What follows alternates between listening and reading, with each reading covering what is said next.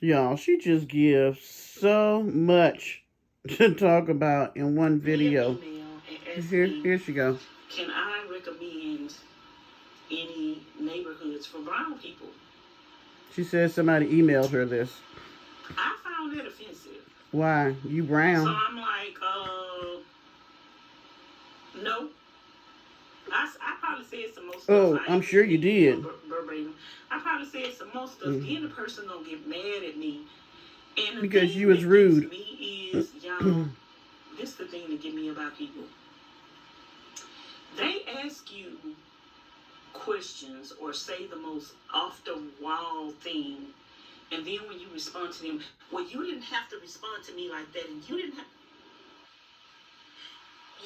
have to call, email a complete stranger and ask them, can they recommend a neighborhood to you where black people live at? Now see, let me help y'all out. New subscribers. She crazy as hell. Her brain cells don't work like other folks. The elevator does not even go to the first floor on most days. You cannot ask her any questions, especially if she don't know the answer, because she's going to blame you and say that the question was stupid. Now, I'm sure when the person asked her the question, they probably were not familiar with Houston, and they probably just wanted to know maybe on what side of town or what neighborhoods are better than others, ones that are probably integrated, that have some brown people in it. Maybe they just didn't want to go live in an all Caucasian neighborhood. No offense. Maybe that's what they're looking for, but she didn't even question any of that. She just sent back a smart ass remark to the person. And then she's always shocked with her foul mouth after she says something to somebody when people are offended. It was a legit question. I don't even know why she would get offended by that. I probably would have said to the person, I'm not sure exactly what you mean by this, but maybe you can explain what type of neighborhood you're looking for.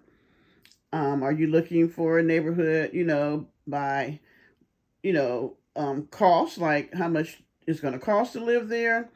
You want one that's segregated? Well, what is it that you're looking for? None of that. She just said it was offensive. So then she goes into a whole rant about she doesn't look anything as black or white. And then she tells the whole story. But I'm going to tell you this. She don't like being black. And if she could, she would never live in a black neighborhood. She went to a whole thing about her living in a black neighborhood. And they stole her Cadillac converter and all that. Neighborhoods are neighborhoods. There's violence, there's drunks, there's drugs, there's fighting, there's stealing in every neighborhood in the United States. It don't matter if your house is $500,000, $1,000,000, $40,000. You just hope and pray that you can have a better security system if you got more money. But for her to go on this whole rant because she lived in the hood and that she doesn't really want to live around black people or whatever. All black people are not like the people you grew up around, and most of it was your family. So all black people weren't like your family.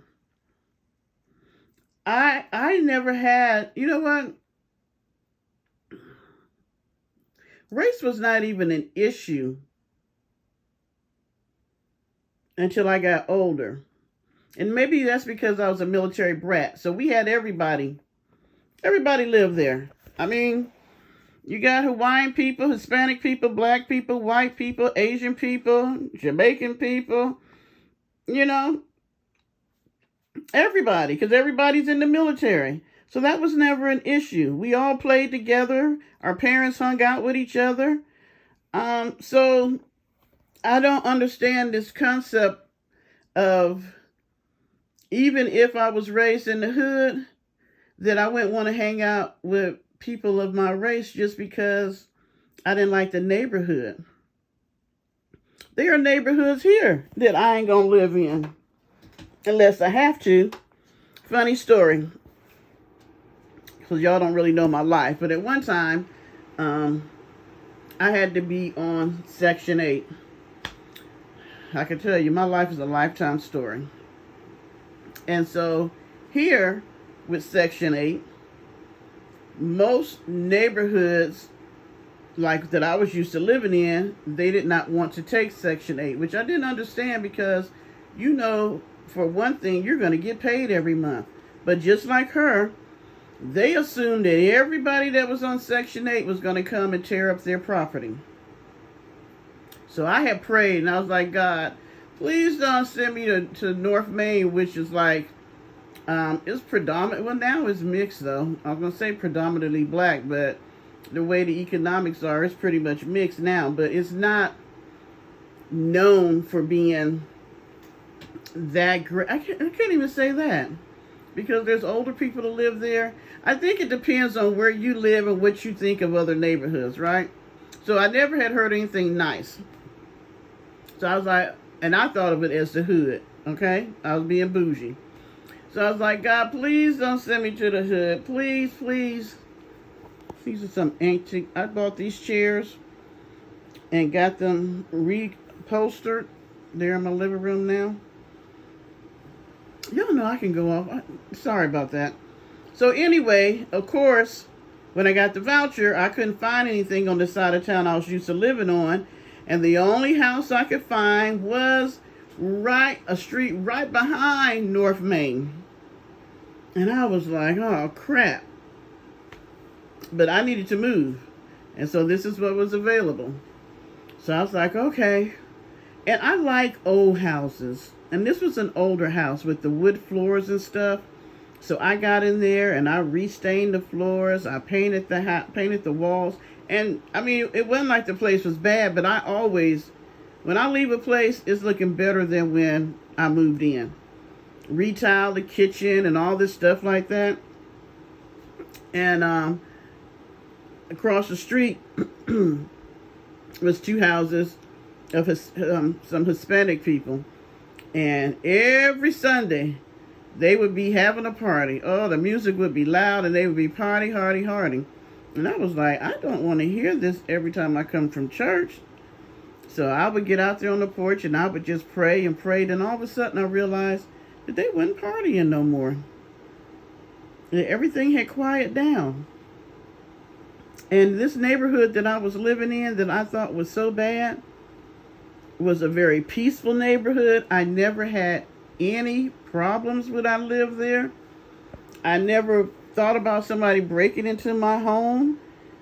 And it was more of my perception of where I was moving, because like I said, I was a little bougie, than anything. And I think that that's why I had to go there. Well, I know that. I know that God sent me places so that he could break me down with my thinking or how I thought about certain things so that I could be more effective in the things that I do and not do like this woman and judge people from where they come from.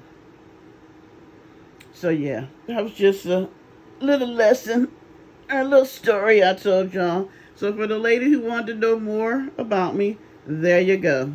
At one time, I was on Section 8, getting assistance from the government. Yes, it was. There's only one thing in my bag, and that's the Olay Super. So, What's in your I'm bag? not even going to, I'm going to challenge you to the Olay. finish this crazy story that this woman has about the question that the person sent. I mean, she can never treat people with dignity and respect. I just don't understand how people continue to come to her channel, because she is like one of the rudest content creators. I mean, it's just ridiculous how she talked to people. And that's one thing for her to be talking about, I don't want to hang out with no woman that drinks or smokes with her children or whatever.